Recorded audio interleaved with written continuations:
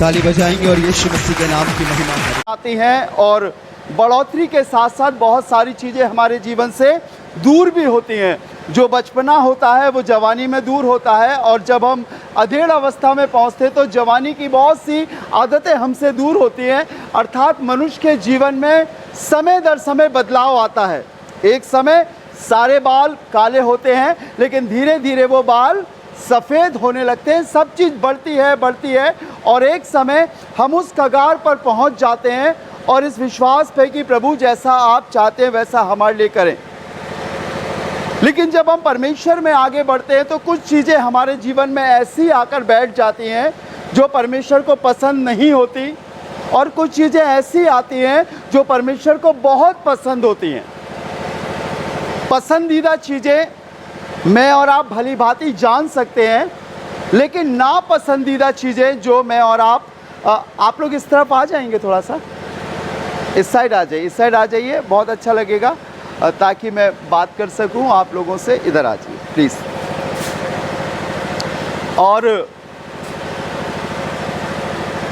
एक चीज़ ये होती है जो हर एक के जीवन में होती है, जिसे कहते हैं हम लोग ईगो या इंग्लिश में कहें घमंड।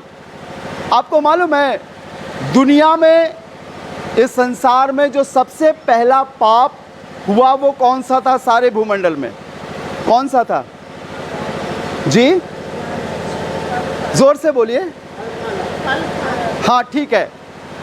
हम लोग उत्पत्ति की किताब पढ़े तो आज्ञा उल्लंघन या हवा ने फल तोड़कर खाया इसे मानते हैं, लेकिन उससे पहले भी एक पाप हुआ, और वो पाप लूसीफर ने, उस सुंदर फरिश्ते ने किया जो परमेश्वर के तख्त के सामने हमेशा खड़ा रहता था और खुदा की सिताइश किया करता था। यशाया, यिर्मयाह, यजकेल की किताब बताती है, अय्यूब की किताब बताती है, उसके पंखों से 7 प्रकार के बाजों की आवाज़ निकलती थी। उसने खुदा के तख्त के सामने खड़े होकर कहा, मैं अपने सिंहासन को परमेश्वर के सिंहासन से ऊंचा बनाऊंगा। उसके मन में घमंड आया और उसी समय वो गिरा दिया गया। पहला पाप कौन सा था? घमंड, अर्थात अपने आप को सुपीरियर दिखाना, अपने आप को बड़ा दिखाना, और अपने आप को ऐसा दिखाना कि मुझे आता है और किसी को नहीं आता है। जब हम यीशु मसीह में आ गए हैं प्रियो, तो बाइबल बताती है प्रभु के सामने दीन बनो तो वो तुम्हें शिरोमणि बनाएगा। वो दीनों पर अनुग्रह करता है बार बार, और लगभग 1023 बार लिखा है कि प्रभु घमंडियों का सामना करता है परंतु दीनों पर अनुग्रह करता है। और जब हम प्रभु में आ गए हैं तो कुछ चीज़ें हमारे अंदर हैं लेकिन हमें नज़र नहीं आती, क्योंकि हम बनाए ऐसे गए हैं, ये आंखें सामने हैं, हम अपने आप को बहुत कम देख पाते हैं। लेकिन जब देख पाते हैं जब हम शीशे के सामने खड़े होते हैं, और वो है हमारी दृष्टि। एक आयत निकालिएगा अगर आप बाइबल लाए हैं प्रभु के वचन से, नीति वचन की किताब उसका 3रा अध्याय, नीति वचन की किताब उसका 3रा अध्याय, कोई भी भाई बहन पढ़े उसका 7वां पद। नीति वचन 3रा अध्याय 7वां पद, जोर से पढ़ेंगे। देखिए प्रभु के वचन में क्या लिखा है। लिखा, अपनी दृष्टि में बुद्धिमान ना होना, यहोवा का भय मानना और बुराई से अलग रहना। एक शब्द आया है अपनी दृष्टि में। मैं सब कुछ कर सकता हूँ, मेरे पास बहुत टैलेंट है, मेरे जीवन में इतने गुण हैं, मेरे पास इतना पैसा है, मैं इतना सुंदर हूँ, मेरे पास इतनी ताकत है। अर्थात अपनी दृष्टि में अपने आप को बड़ा बनाना। बाइबल बताती है अपनी दृष्टि में बुद्धिमान ना होना। ये बहुत बड़ी सी चीज़ नहीं है, लेकिन खुदा के लोगों, ये पाप जो मनुष्य अपने जीवन में करता है और शैतान उसे अंधा कर देता है, और जब वो इस बात को सोचता है कि मैं सब कुछ हूँ, बाइबल के अनुसार खुदा उससे प्रेम नहीं रखता, लेकिन वो गिर जाता है। अपनी दृष्टि में बुद्धिमान ना होना, मेरे को तुमसे ज़्यादा आता है, मैं ये कर सकता हूँ, मेरे को तुमसे ज़्यादा अकल है। परमेश्वर के लोगों, जब हम खुदा के पास आते हैं, प्रभु की कलीसिया में आते हैं, परमेश्वर के भवन में आते हैं, तो हम सब में बड़ा एक ही शख्स होता है, वो है खुदावंद यीशु मसीह। हालेलुया। परमेश्वर की इज्जत परमेश्वर को दो और हमेशा अपने जीवन में इस बात को हमें बोलना पड़ेगा, प्रभु मैं कुछ भी नहीं हूँ, सब कुछ करने वाले आप हैं। हमें अपनी दृष्टि में चाहे हमें बहुत कुछ आता भी होगा, लेकिन हम अपनी दृष्टि में बुद्धिमान नहीं बनेंगे। एक आयत और पढ़िए, देखिए लिखा है अय्यूब की किताब 37 अध्याय और उसका 24वां पद। अय्यूब की पत्री 37 अध्याय और 24वां पद पढ़िएगा। 37 चैप्टर वर्स 24, 37:4 जी। इसी कारण पढ़िएगा, इसी कारण सज्जन उसका भय मानते हैं और जो अपनी दृष्टि में बुद्धिमान है उन पर वो दृष्टि नहीं करता। याद रखिए, अगर हम अपने आप को कुछ समझते हैं या मेरे और आपको ये एटीट्यूड या ये चलन मेरे और आपका आ जाए कि मुझे ये आता है, मुझे ये आता है, नहीं, हम बिना परमेश्वर के कुछ नहीं कर सकते। हम रात में सोते हैं, हमें ये भी हमारे पास ताकत नहीं है कि हम सुबह जिंदा उठें, क्योंकि वही सुलाता और वही उठाता भी है हमें। मनुष्य अपनी ताकत से, अपने बल से या अपने घमंड से कुछ नहीं कर सकता। अपनी दृष्टि में अगर हम बुद्धिमान होंगे तो बाइबल बताती है कि परमेश्वर हम पर निगाह नहीं करेगा। और इसकी आखिरी लाइन में लिखा है उन पर वो दृष्टि नहीं करता। ये छोटी सी बात सुनने में मालूम पड़ती है, लेकिन इसके पीछे परमेश्वर की बहुत बड़ी मर्जी शामिल है। जिस दिन हमारे अंदर ये आने लगता है कि प्रभु मुझे बहुत आता है, आई एम वेरी टैलेंटेड, मैं बहुत सुपीरियर हूँ, मैं बहुत गुणवान हूँ, मैं ऐसा कर सकता हूँ, मैं ऐसा कर सकता हूँ, परमेश्वर दूर चले जाते हैं। और जब परमेश्वर दूर जाते हैं तो शैतानी ताकतें काम करने लगती हैं और एक दिन वो शख्स नाश हो जाता है। 2 लोग प्रार्थना करने के लिए गए। क्या आप इस बात को जानते हैं? परमेश्वर हमारे मन की बात को सुन लेता है। बाइबल में लिखा है भली भांति जानता है। 2 लोग मंदिर में प्रार्थना करने के लिए गए। लूका रचित सुसमाचार 18वें अध्याय उसके 11वें पद से लिखा है, एक फरीसी था और एक चुंगी लेने वाला। आपने पढ़ा है, दोनों लोग प्रार्थना कर रहे हैं, लेकिन एक शख्स अपनी प्रार्थना में अपनी बातें बोल रहा है, मैं ऐसा करता हूँ, मैं ऐसा करता हूँ, मैं ऐसा करता हूँ, मैं ऐसा करता हूँ।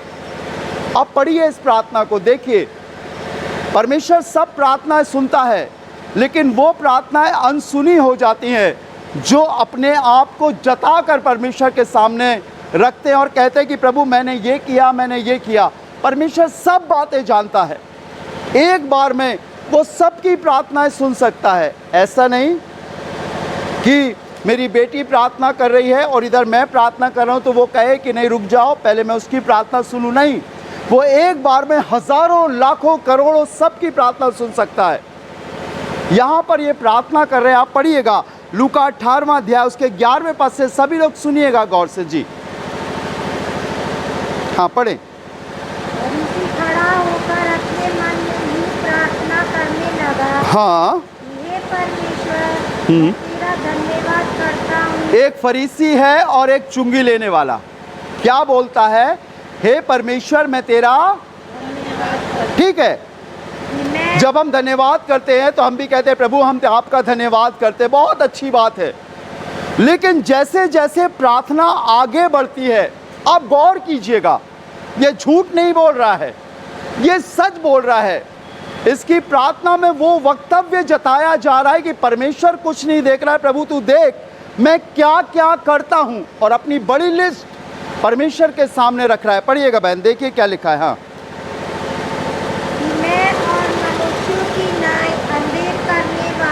कि मैं और मनुष्यों के समान अंधेर करने वाला, अन्याय हाँ और व्यभिचारी, हाँ लिखा मैं अन्यायी और व्यभिचारी नहीं, और ना इस चुंगी लेने वाले के समान हूँ। जी, और कह रहा है मैं इस चुंगी लेने वाले के समान हूँ। अर्थात सुन रहे हो ना, आप प्रार्थना तो कर रहे हैं लेकिन प्रार्थना का एटीट्यूड चेंज हो गया। मैं ये करता हूँ, मैं ये करता हूँ, मैं ये करता हूँ, मैं ये करता हूँ। बाइबल बताती है यीशु ने कहा मनुष्य का पुत्र धर्मियों को नहीं परंतु पापियों को बचाने आया है। वैद्य भले चंगों के लिए नहीं लेकिन बीमारों के लिए है। अगर हम खुदा के पास आज आए हैं तो कहीं ना कहीं हमारे पास कुछ कमी है।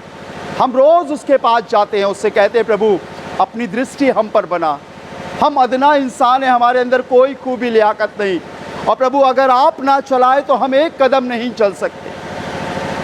मूसा ने कहा प्रभु मैं तेरी इतनी बड़ी भीड़ को लेकर आगे नहीं चल सकता। जब वो पत्थरवा करने के लिए उसे तैयार थे, क्योंकि आगे लाल समुंदर और पीछे फिरौन की सेना थी, तब वो मुंह के बल उसके आगे गिरा और दुआ में कहने लगा कि ऐ खुदावन यदि तू मेरे आगे ना चले तो मैं एक कदम भी नहीं चल सकता। तब परमेश्वर ने कहा तू मेरी दुहाई क्यों देता है, जो छड़ी तेरे हाथ में है उसे समुंदर के ऊपर बढ़ा दे। खुदा के लोगों, हम क्या करके आए हैं, हम क्या करने वाले हैं, कर रहे हैं और क्या करने वाले हैं, पास्ट प्रेजेंट और फ्यूचर सब जानता है परमेश्वर। मन स्वतंत्र है, आज़ाद है। हम इससे क्या जता रहे हैं, अपने वक्तव्य से क्या जता रहे हैं कि मैं सब कुछ हूँ, मैं ऐसा ऐसा करता हूँ, नहीं। हमारी दुआ में, हमारी विनती में हमेशा एक निवेदन होना चाहिए, हमारी प्रार्थना में धन्यवाद होना चाहिए, हमारे प्रार्थना में ये बात होना चाहिए कि मेरे अंदर ये कमी है प्रभु। लेकिन ये बंदा जब दुआ कर रहा है तो दुआ में मालूम क्या बोल रहा है, फिर से पढ़िएगा इसी आयत को, देखिए क्या कह रहा है जी, 11वां पद।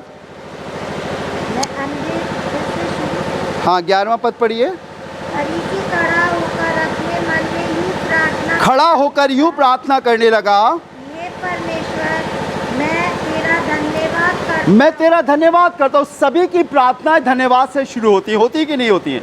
प्रभु जी मैं आपका धन्यवाद करता हूँ, अच्छी बात है। और बाइबल में लिखा है कि उसके फाटकों से प्रवेश करो किसके साथ? धन्यवाद के साथ। हालेलुया। जब हम प्रार्थना करें धन्यवाद के संग, अच्छा है ये। आगे पढ़िए। मैं और मनुष्यों की नाई अंधेर कर। अब यहाँ से ये आउट ऑफ ट्रैक हो गया। अब ये दूसरे का हिसाब किताब करने लगा और कहने लगा कि मैं उसके समान नहीं हूँ, वो अंधेर करता है। कौन अंधेर करता है? वहाँ पर एक चुंगी लेने वाला भी खड़ा था। चुंगी लेने वाले टैक्स कलेक्टर अन्याय करते थे, सीधे साधे लोगों से लेकर दुगना वसूल लिया करते थे। आपने जक्कई के विषय में पढ़ा होगा, लूका 19वें अध्याय में इसी के विषय में लिखा है। और ये प्रार्थना तो परमेश्वर से कर रहा है लेकिन मन किधर लगा है? दूसरे शख्स के पास। Presence body, absence mind. शरीर तो है लेकिन दिमाग और कहीं लगा है। हम खुदा से प्रार्थना कर रहे हैं लेकिन ख्यालात हमारे अलग हैं। और ये परमेश्वर भली भांति देखता है कि हम क्या मांग रहे हैं और हमारी मनसा क्या है। अगर हमारे शब्द, अगर हमारे वाक्य हमारे मन से मैच नहीं करेंगे तो हमें ज़ीरो रिजल्ट मिलेगा, क्योंकि मन स्वतंत्र है। अब अगर किसी ने मेरे से झगड़ा किया और मैं आराधनालय में आ गया प्रार्थना करने के लिए, तो मेरे दिमाग में वही झगड़ा रहेगा। जब मैं प्रार्थना करूंगा तो शब्द कुछ होंगे लेकिन ख्याल वो होंगे। जब आप खुदा के घर में आओ या कोई प्रार्थना करे तो उस बात को बाहर छोड़ दे। प्रभु मैं तेरे सामने खड़ा हूँ, मैं तेरी संतान हूँ, मैं तेरा बेटा हूँ, मैं तेरी बेटी हूँ। और सिर्फ उस रिश्ते की बात करे जो एक पिता का एक इंसान से, बाकी वो सब ठीक कर देगा। आपको कहना ही नहीं है, लेकिन आप अपने मन को उधर से हटाकर जब परमेश्वर के सामने लगाओगे, आपकी दुआएं 100% सुनी जाएंगी। हालेलुया। थोड़ा सा करना है बस। कितना भी बड़ा बैरी हो, परमेश्वर से बड़ा अनुग्रहकारी नहीं हो सकता। परमेश्वर से बड़ा शैतान नहीं है। दुश्मनी परमेश्वर से बड़ी नहीं है। हम परमेश्वर की इज्जत उन बातों को नहीं दे सकते जो खुदा के कलाम में लिखी हुई है। पढ़िएगा आगे क्या कहता है। हे परमेश्वर मैं तेरा धन्यवाद करता हूँ कि मैं और मनुष्यों की नाई अंधेर करने वाला आगे और व्यभिचारी नहीं, अन्यायी और व्यभिचारी नहीं, और ना इस चुंगी लेने वाले के समान हूँ। और ना इस चुंगी लेने वाले के समान हूँ। हमें मालूम है कौन कौन मीटिंग में है, कौन कौन परमेश्वर के भवन में है। जय मसीह की भैया, जय मसीह की। सब परमेश्वर की दृष्टि में एक समान है। बाइबल बताती है जब हम खुदा के घर में होते हैं, ना कोई बड़ा होता और ना कोई छोटा होता है। धनवान भी हो, बुद्धिमान भी हो, ज्ञानवान भी हो, वो भी सब एक समान होते हैं खुदा के घर में। और एक रिश्ता होता है खुदा के घर में, और वो रिश्ता है भाई और बहन का। Praise the Lord. सिस्टर कैसे हो, ब्रदर कैसे हो? हाँ, आप प्रभु के दास को पास्टर करके बुला सकते हो, लेकिन परमेश्वर की दृष्टि में पास्टर भी वही मायने रखता है जो मायने आप रखते हो। हालेलुया। प्रभु ने अगर उसे अगवा बनाया है तो ये हमारे लिए सौभाग्य की बात है, लेकिन परमेश्वर की दृष्टि में सब बराबर है। दुनिया में बड़े छोटे हो सकते हैं, लेकिन खुदा के भवन में सब इक्वल बराबर होते हैं। और ये कहने लगा, मैं उस चुंगी लेने वाले के समान नहीं हूँ। अपने आप को उससे अधिक धर्मी ठहराने लगा, अपनी दृष्टि में अपने आप को और बुद्धिमान बनाने लगा। और सुनिएगा इसने क्या कहा, पढ़िए आगे, परंतु 12वां पद। मैं सप्ताह में 2 बार उपवास करता हूँ। मैं सप्ताह में 2 बार उपवास करता हूँ, 2 बार फास्टिंग रखता है। हम लोग तो कई बार एक ही बार रख पाते ना, फ्राइडे को कई लोग रखते हैं फास्टिंग। मैंने बहुत सारे लोगों से कहा है वो फास्टिंग रखकर प्रार्थना कर रहे हैं अपने घरों में, लेकिन ये 2 बार रखता है। आगे, मैं अपनी सब कमाई का 10वां भी देता हूँ। टाइथ भी देता है, दशवांश भी देता है। और अगर हम मूसा की व्यवस्था पढ़े तो उसमें लिखा है, उत्पत्ति, निर्गमन, लय व्यवस्था, व्यवस्था, विवरण, गिनती। लय व्यवस्था में लिखा है फरीसी और सदूकी हर चीज का दशवांश देते थे, सिर्फ पैसे का ही नहीं, अपने जानवर का, अपने अनाज का, धनिये का, जीरे का।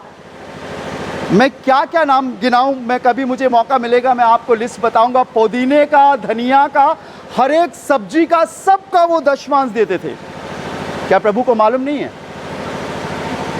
क्या प्रभु को मालूम नहीं है कि हम प्रभु को क्या दे रहे हैं? बाइबल बताती है जब तेरा दाहिना हाथ दे तो तेरे बाएं हाथ को भी मालूम ना चले। जब तुम दान करो तो अन्य जाति के समान दान मत करो, क्योंकि तुम्हारा पिता गुप्त में है, वो तेरे दान को देखता है। जब तू दान करे, लिखा है जो खुशी से देता है खुदा उससे प्यार करता है। ये अपनी बातों को जता रहा है, अपनी दृष्टि में बुद्धिमान बन रहा है कि मैं उससे अच्छा हूँ। नहीं प्रभु के लोगों,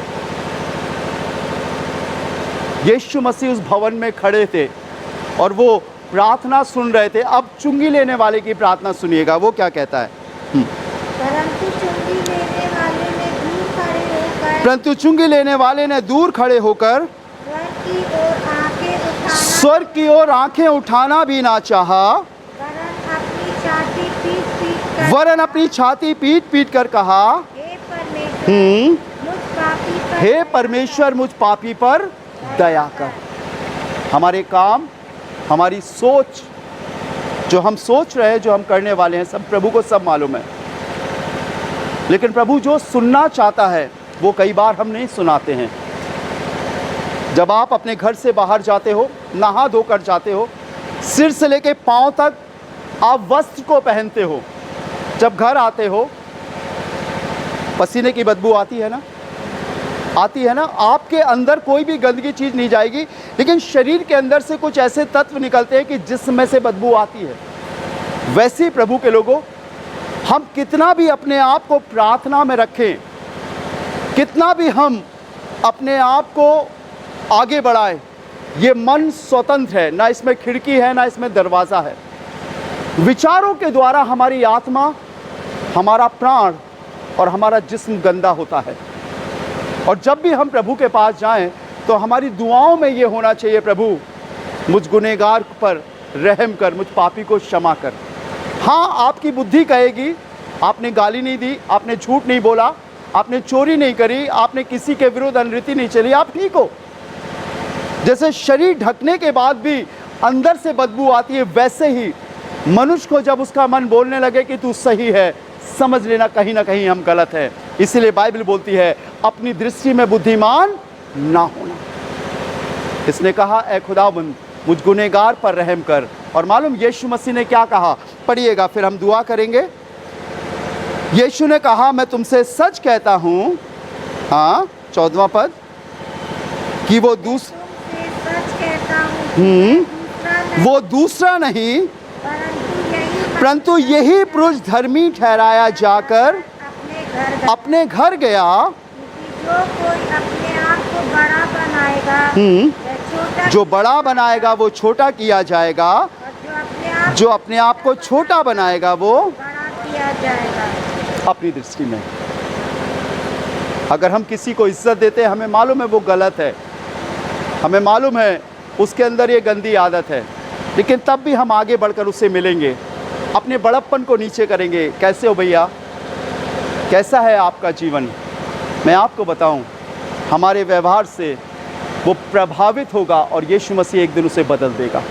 लेकिन अगर हम कहें तो बहुत गंदे हो यार, तुम्हारे अंदर ये गंदी आदत है, तुम दूर रहो हमसे, मैं आपको बताऊं वो आपसे तो दूर होगा ही होगा, लेकिन एक दिन परमेश्वर से भी दूर हो जाएगा।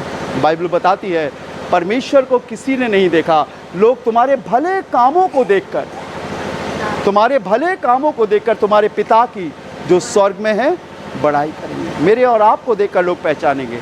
हमें मालूम है वो गलत है। यीशु मसीह ने किसी पापी को पापी नहीं ठहराया। एन वक्त पर जिना करते हुए वो औरत पकड़ी गई थी।